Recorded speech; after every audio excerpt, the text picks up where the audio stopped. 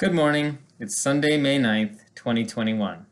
My name is David Kew, and I am the Vice Chair of the Board of Trustees here at the Unitarian Universalist Church of Brunswick, Maine.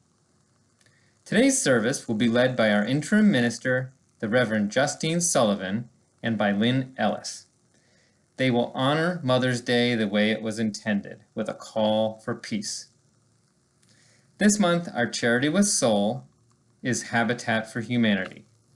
Your support helps our local chapter, Habitat for Humanity 7 Rivers, Maine, to create successful home ownership opportunities for families and individuals with limited incomes by building sustainable housing and weatherizing and modernizing existing homes in the southern Mid-Coast area.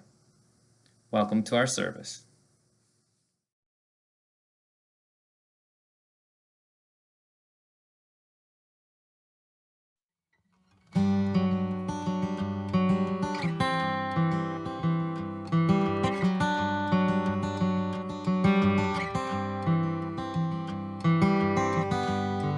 Has it always come so easily to be the sunshine and the rain? The hand that holds the turning wheel and stills the pain. Soft as any quilt in winter and harder than an apple in July. Sure at holding, sometimes scolding, and always quick to dry an eye. Mother, may I ask a question? Mother, will you tell me true? Is it God?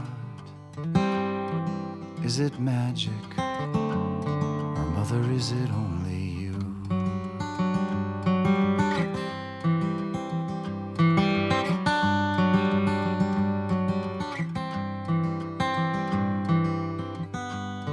Does it feel like ancient certainty, clear as any written map? The step-by-step on stitching rips and mending gaps? Or do you have to steer by starlight when you feel the darkness closing in? Build a fortress from your tenderness and make an armor of your skin. Mother, may I ask a question? Mother, will you tell me true? Is it God? Is it magic? Or Mother, is it only you?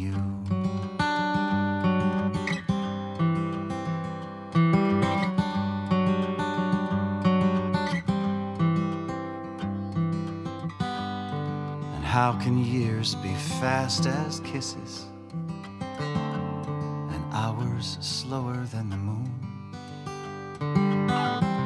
The days be tireless and sleepless and gone so soon. How can you be the selfless shepherd,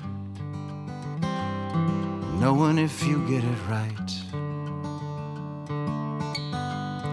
all your lambs find greener pastures and never call and never write?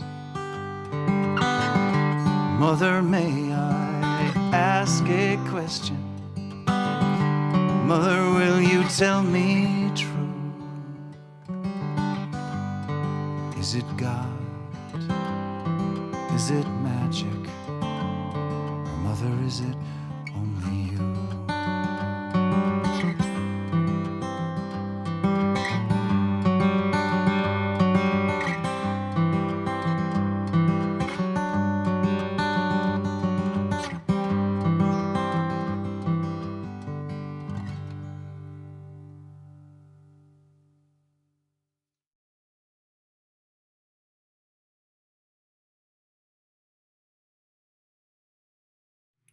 Good morning and welcome to this Mother's Day worship service. I wish all of you out there who are mothers a happy Mother's Day. And I would also acknowledge that this can be a tough day for some of us who maybe don't have the relationship we might wish for with our mothers or who have lost our mother. Certainly there are women who have lost children or been unable to have children. So it's complicated. But as a community of faith, we can hold both joy and sorrow, gratitude and longing. And so in that spirit, I would invite us all into a time of worship and let us sing together our opening song, Morning Has Broken.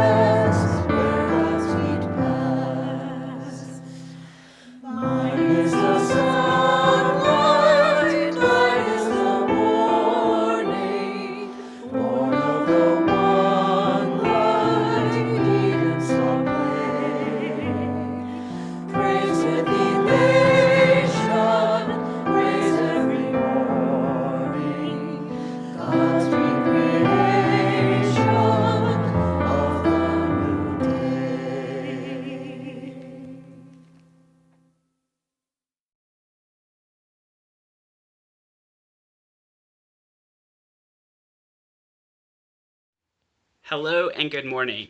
My name is Toben, and I serve as your Director of Religious Exploration. Happy Mama's Day to all of those who mother.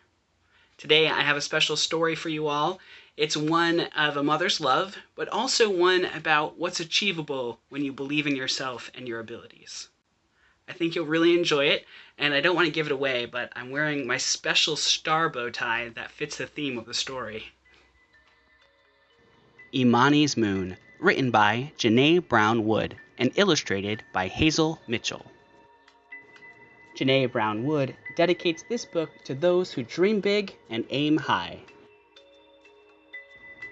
Imani was the smallest child in her village.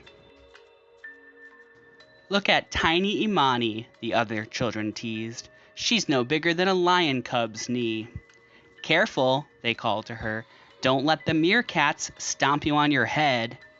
"Mini Imani, you'll never accomplish anything." Day in and day out, the children teased her, and Imani began to believe them. Every night, Imani's mama lifted her spirit with stories. This night, Mama told her of Olapa, the goddess of the moon who fought a great battle against the god of the sun and triumphed. "Do you think I could do something great like Olapa?" asked Imani. "I do," answered Mama. "Even something like touching the moon?" "Even that," said Mama. "But it is you who must believe." Mama kissed her forehead. "Isuku muena." Good night, Imani. Good night, Mama. That night, Olapa and Imani battled side by side in Imani's dreams. Together, they protected the people of the earth from danger, flew through the sky, and guarded the moon. Imani stood tall and brave on the moon with Olapa by her side. The next morning, Imani awoke, inspired to do something great. Today, she told herself, I will touch the moon. Later that day, Imani made her way through the village. Look, it's Imani the ant, called one of the teasing children. Where are you off to? Teased another. Going to catch a ride on a beetle's back? I'm going to touch the moon, Imani answered. The children laughed and followed her. As the moon grew brighter in the late day sky, Imani began to climb the tallest tree. The bark scraped her small hands and legs. On a branch above, Nyoka the snake appeared. "What's going on?" he hissed. "I am going to touch the moon," answered Imani. "That's impossible," Nyoka jeered. "It's much too high." Imani climbed on. As she got higher and higher, climbing became harder and harder. She stretched herself to reach the next branch, but lost her footing and fell to the ground with a thump. "Maybe I won't touch the moon," she sighed. That night, Mama told Imani about Anasi, the small spider who captured a snake to gain a name for himself. "Mama, do you believe that a spider, so small and weak, could really capture a snake so long and quick?" Imani asked. "I do," answered Mama. "Even if no one else believes it?" Imani asked. "A challenge is only impossible until someone accomplishes it," said Mama. "Imani, it is only you who must believe." Imani drifted to sleep and dreamed that she climbed to the top of the highest tree in her village, captured a snake, and made a name for herself. The next day, Imani searched the village and gathered twigs, leaves, sticky berries, and rope. Then she headed back to the tallest tree, sat down, and got to work. "What's Imani the Tiny up to today?" teased the children. "I'm going to touch the moon," Imani answered. As the moon began to appear, Imani pulled her creation onto her arms. She spread her arms out wide and sprinted past the tallest tree as quickly as she could. Imani's wings caught a gust of wind. She soared as high as the treetops. "What are you doing up here?" asked Sokwe, the chimpanzee, confused to see a flying human. "I'm going to touch the moon," Imani called. "You can't do that. Give up, mocked Sokwe. Imani flew on. Then, suddenly, a strong burst of wind, too mighty for her delicate wings, sent her sailing into the tree with a crash. The children laughed and left her behind. "I give up," she sighed. Heading back home, Imani heard her village gathered in celebration. The young warriors were performing the adumu, the jumping dance. Over and over again, the warriors jumped high into the sky, their heads caressing the clouds. Cheers and chants rang from the proud villagers. One of the warriors jumped higher than any other. This warrior seemed to fly.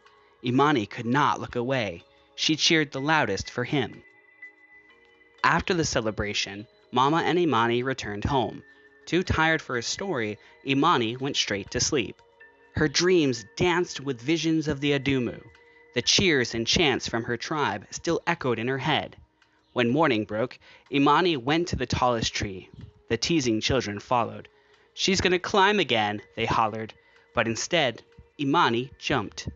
1 jump, 2 jumps, 3. Each jump took her higher and higher and higher. Imani jumped all day.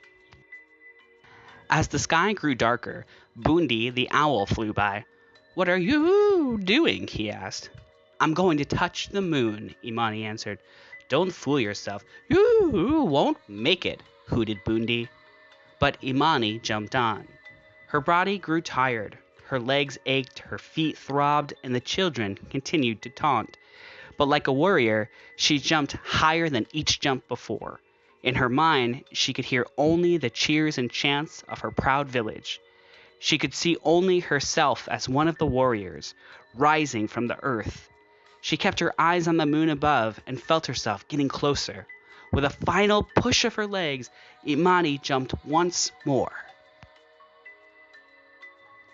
and soared through the night sky. She landed on the face of the moon. "Olapa!" Imani called. "I am here! I am Imani, and I have made it to the moon." "So you have," said a voice in the wind. "Welcome." Imani clapped. She laughed. She sang. She rolled in the moon dust and danced with excitement. As she celebrated, she noticed something shiny. She picked up the thing that dazzled her eye and turned it over in her hands. It was a small, round moon rock, her own tiny moon. "A gift for you, Imani the Great," said the voice. "Thank you, goddess of the moon," Imani smiled. Feeling lighter than ever before, Imani jumped one last time and floated from the moon towards the waiting earth. Down from the sky came Imani, the small girl with the small moon in her hand. All was quiet. No one taunted, or hissed, or mocked, or hooted.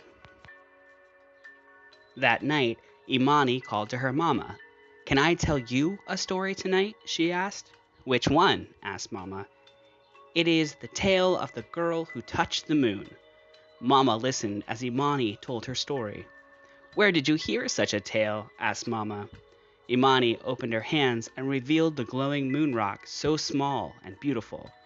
"It is my story, Mama," said Imani. "I am the girl who touched the moon and was welcomed by Olapa. I am the one who believed."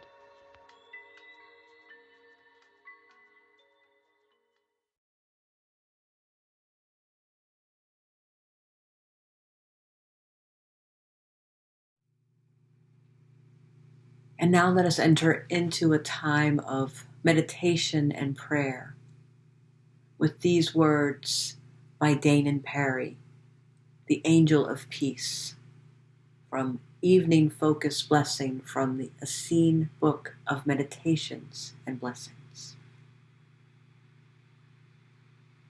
The whispering of the candle flame invokes the peace within, reminding me of the quiet journey that I seem to be on. I have been given a peaceful heart and a path to take me there.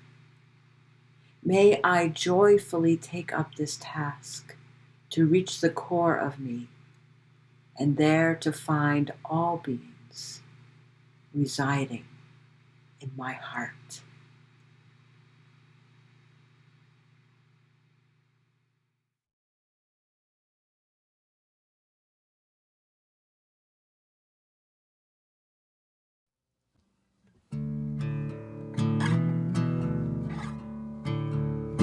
Summertime and the living is easy.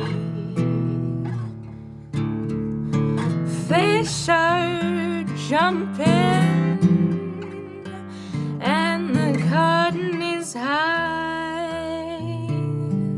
Oh, your daddy's rich and your mom is good looking. So hush, little baby, don't you cry. One of these mornings you're gonna rise up singing. Spread your wings and take to the sky. Oh, but till that morning, there's nothing can harm you. With Daddy and Emmy standing by.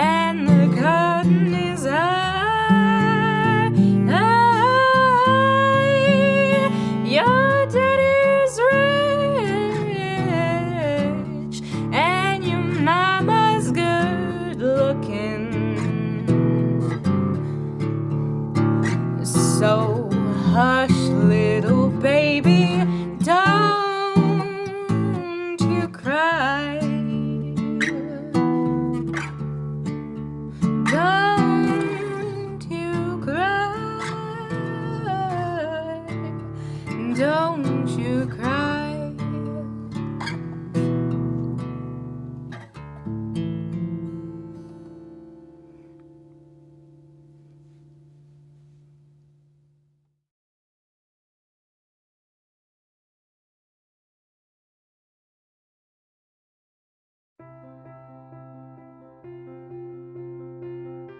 Arise, all women who have hearts. Whether your baptism be that of water or of tears. Say firmly, we will not have great questions decided by irrelevant agencies. Our husbands shall not come to us reeking with carnage for caresses and applause. Our sons shall not be taken from us to unlearn all that we have been able to teach them of charity, mercy, and patience. We women of one country will be too tender of those of another country, to allow our sons to be trained to injure theirs. From the bosom of the devastated earth, a voice goes up with our own. It says, disarm, disarm. Disarm. The sword is not the balance of justice. Blood does not wipe out dishonor, nor violence indicate possession. As men have often forsaken the plow and the anvil at the summons of war. Let women now leave all that may be left of home for a great and earnest day of council. Let them meet first as women to bewail and commemorate the dead. Let them solemnly take counsel with each other as to the means whereby the great human family can live in peace. Each learning after their own time the sacred impress, not of Caesar, but of God. In the name of womanhood and of humanity, I earnestly ask that a General Congress of Women, without limit of nationality, may be appointed and held at some place deemed most convenient and at the earliest period consistent with its objects. To promote the alliance of the different nationalities. The amicable settlements of international questions. The great and general interest of peace. Peace. Peace. Peace. peace.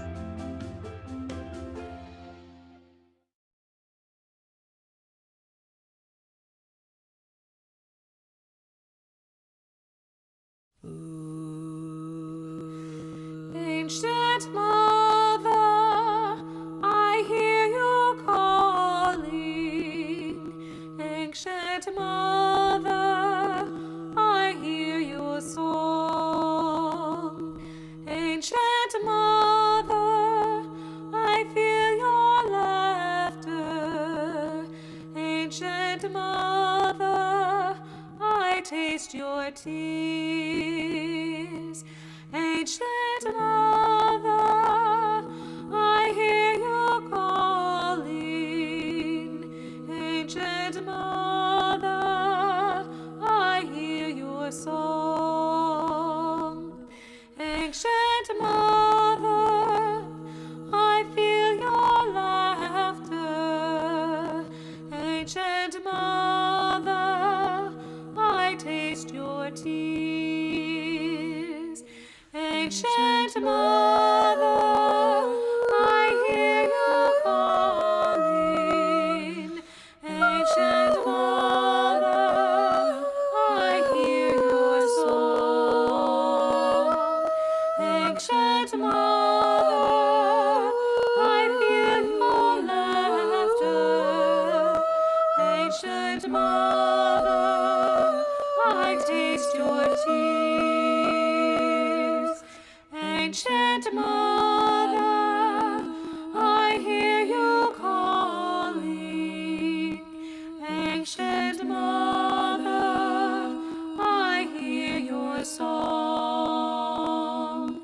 Ancient Mother, I feel your laughter. Ancient Mother, I taste your tears. Ancient Mother, I hear you calling. Ancient Mother, I hear your song.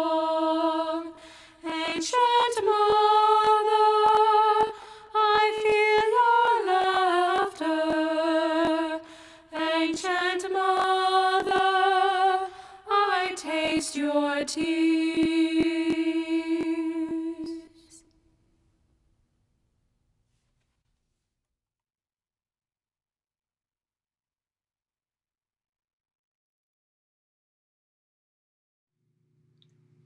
Mother's Day has become kind of a greeting card holiday, but its origins are much deeper than that. 19th century Unitarian Julia Ward Howe was devastated by the loss of life in the Civil War, the American Civil War.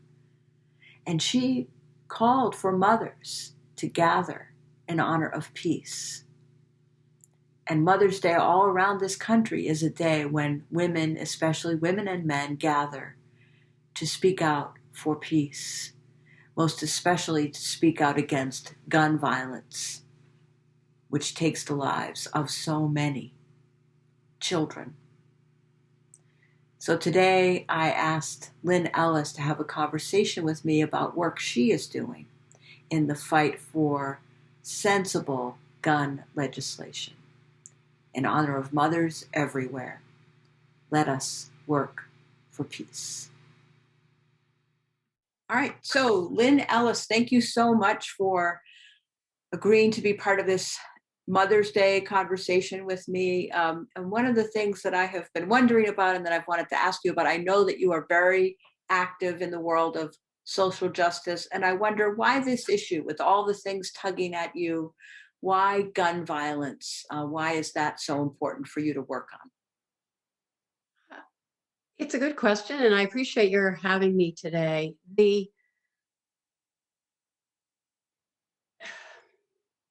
It tugs at my heartstrings when I think of the children that were killed, massacred really, at Sandy Hook in Newtown in 2012 by gun violence. I just think, as a retired social worker, I think working in this movement now for about 6 years, there's such a deeper story, and I've just been committed to living that deeper story through education and advocacy and understanding, and so brought it forward. And can you talk about the work in more detail, what you're working on now around gun violence and gun safety and gun control, if maybe that phrase isn't used as much anymore, but gun safety? Yeah, gun control is something we don't talk about because it brings out the people who really think that we're trying to take away the guns. So we do talk about common sense gun legislation. I've been involved now for a number of years with Moms Demand Action, and which was founded by a woman named Shannon Watts, who started the organization after Sandy Hook. She is a mother of 5 children, and just putting action into a problem, really. And now there's chapters in all 50 states, and really taking on the issue of trying to pass common sense legislation. So if I could just jump in there, Lynn. So Shannon Watts, did she actually lose a child to gun violence, or as a mother, she wanted to work on it? I'm curious about that. Yes, that's a good question. And I think about that for myself as well. I've not been impacted by gun violence, and neither had Shannon. She was just touched by, at the time of Sandy Hook, her children, 1 in elementary school and 4 in high school, were at school. And she just responded to the feelings that she had. What if these had been my children? And what can I do about it? And it started out as a real seed idea that morphed into something that's now widespread across the country. So that's what that's about. I know for myself, when I think about the enormity of the problem, and it's, all over the country, and it seems like every day we hear about another mass shooting, and those are just the ones big enough to get national attention. I know that there are gun deaths every day. Could you talk a little bit about that, kind of the scope of the problem? I can. I did look up before this interview on gun violence, archive.org. They keep a pretty good tally of what's happening as of today, which is May 6th, 5th, 14,715 deaths by gun violence, 6,465 homicides or unintentional shootings, and 8,250 suicides. And here in Maine, this is a critical problem that we're trying to address through working with the Maine legislature to look at different laws that have been presented. 90% of gun deaths by firearm in Maine are suicides. Wow. So we have about 152 on average deaths by firearm every year, and 90% of those are suicides. And as social workers, we know that often people have suicidal urges or suicidal thoughts, but if they don't have the means available to them right away, they might take a moment and consider and then make a different decision. But if they have a lethal means of killing themselves right at their disposal, they're much more likely to be successful in completing a suicide. So the storage of guns, I know that's one of the things that you've talked about, safe storage as something that people could work on, making them harder for people to get their hands on when they're in distress. Yes, this is a big one that we're actually working on right now, the safe storage issue. And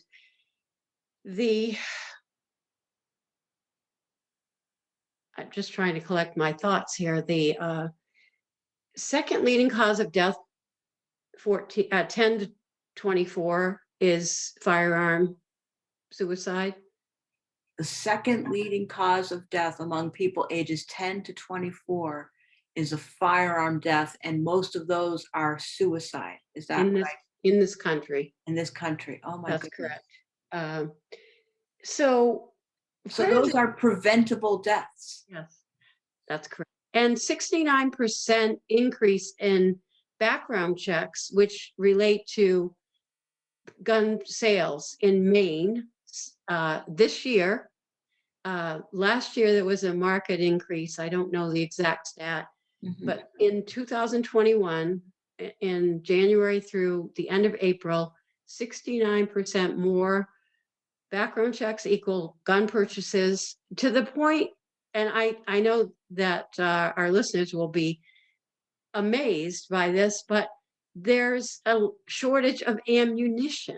Oh my gosh. Because remember when COVID started in 2020 and everybody hoarded toilet paper? Yes. And, what were the other things? But particularly we noted toilet paper. Yep, and hand sanitizer. Yeah. Right. And so I just saw a report this week that gun purchasers are hoarding. They bought up all the ammunition as if they're preparing for what? So you were talking about the hoarding of ammunition, and I made the comment that I believe after the election of President Obama that gun sales went up. And so it seems like in times of anxiety, people start to buy more weapons thinking that they will protect them, when in fact we know that when people own a gun, they're more likely to be harmed by that gun. Where there's, and since President Biden and Vice President Harris were elected, there was even another increase because they're both very outspoken leaders on this issue. In fact, in our movement of Every Town for Gun Safety and Moms Demand Action, we raised them up as champions of gun safety and gun safety legislation. We're still hopeful with some of President Biden's actions that we will start to see a shift in actually action. There's a quote that I love in the movement right now is, "We deserve more than thoughts and prayers." Our elected leaders owe us more than that. They owe us thoughts and prayers to prevent gun violence, and they owe us action, which is what I equate to common sense legislation to save lives. To save lives. So, that's a great kind of maybe point to wrap this up, because I know that I often feel overwhelmed by the enormity of the problem. So many guns out there, and it's so linked to culture, and cultural shifts are hard to make. You seem to be someone who remains hopeful. And so I'm curious about what gives you hope, and maybe you've addressed that a little bit with the election of President Biden and Vice President Harris, but also what one or two things would you recommend that we do, those of us who haven't yet engaged in this issue but are really concerned about the rising number of gun-related deaths? What can we do? What should we do as people of faith, people of conscience who want to do something that could help?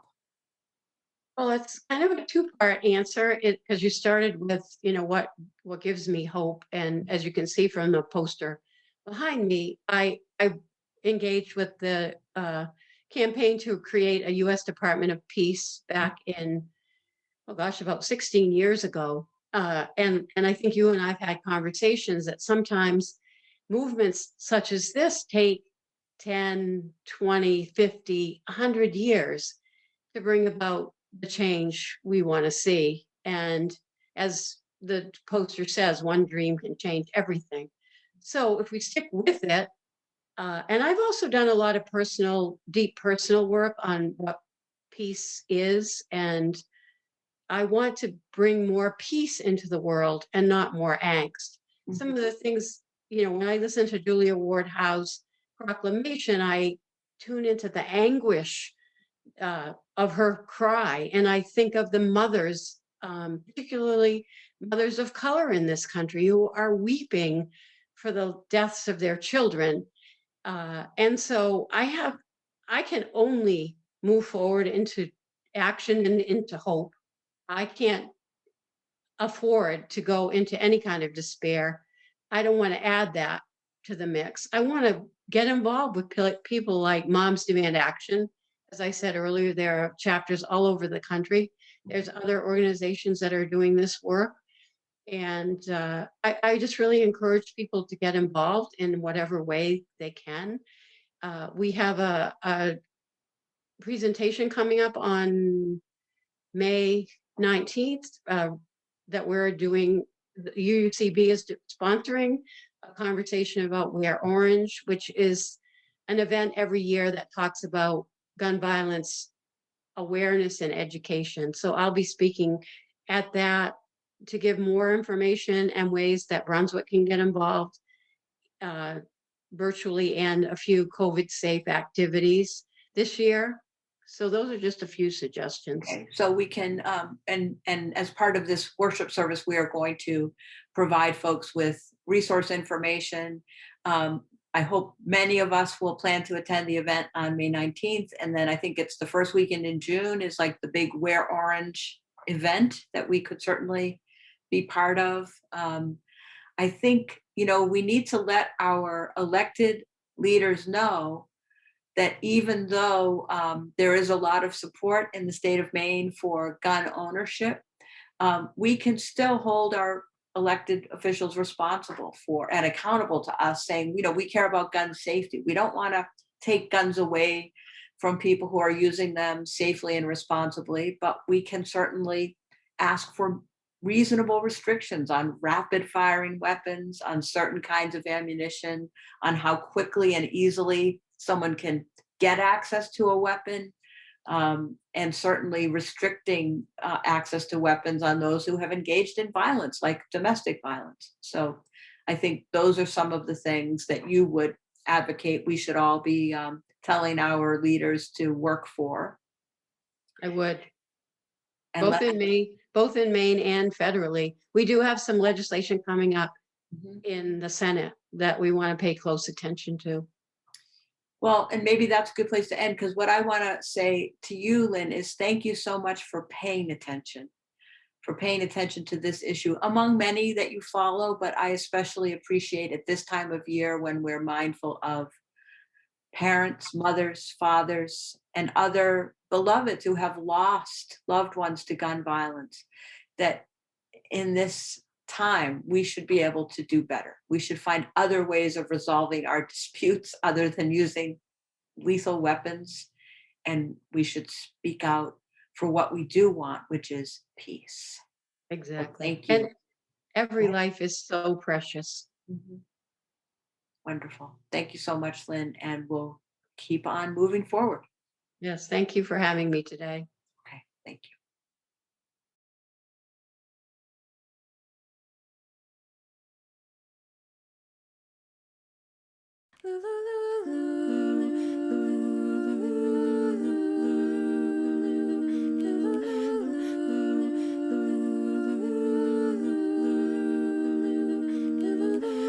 Imagine there's no heaven.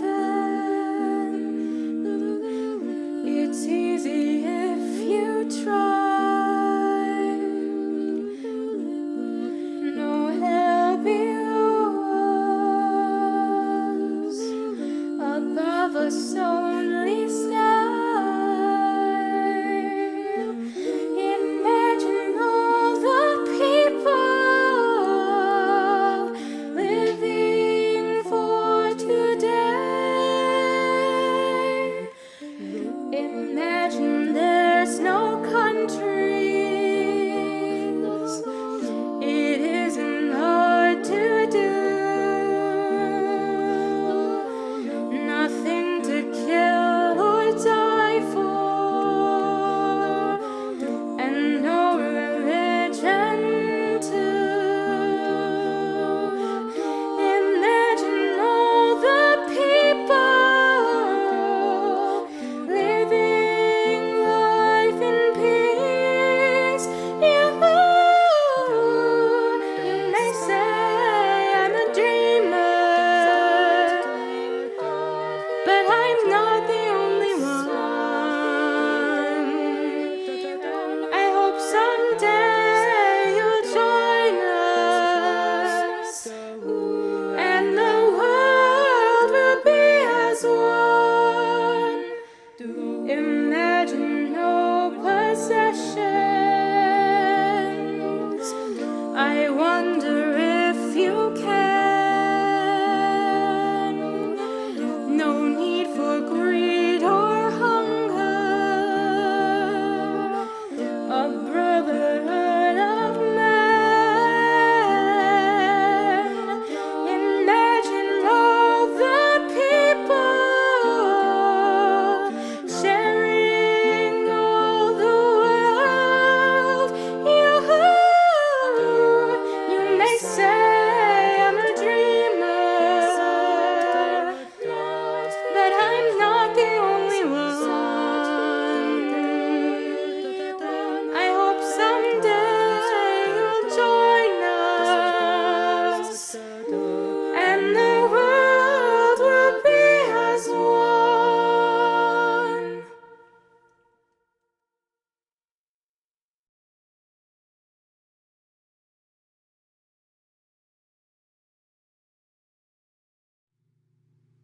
Our closing words are by Frances Ellen Watkins Harper. Let me make songs for the people, songs for the old and young, songs to stir like a battle cry wherever they are sung. Not for the clashing of sabers, for carnage, nor for strife, but songs to thrill the hearts of men with more abundant life. Let me make the songs for the weary amid life's fever and fret, till hearts shall relax their tensions and careworn brows forget. Let me sing for little children before their footsteps stray, sweet anthems of love and duty to float o'er life's highway. I would sing for the poor and aged when shadows dim their sight, of the bright and restful mansions where there shall be no night. Our world, so worn and weary, needs music, pure and strong, to hush the jangle and discords of sorrow, pain, and wrong. Music, to soothe all its sorrow till war and crime shall cease, and the hearts of men grown tender girdle the world with peace. May it be so. Peace and love to you. I'd like to start this morning with a word about yesterday's tragic shooting in Parkland, Charleston, Orlando. I, along with all members of the Senate, will keep the victims and their families in our prayers. My thoughts and prayers will go out to all of the victims, their families, and the entire community. Offering our prayers and our thoughts. There's a whole lot of mourning and a lot of grief and a lot of broken hearts. My heart, my thoughts, my prayers. And of course, we are thinking and praying today. I stand for freedom. Thoughts and prayers. Protect that will lift the victims and their families.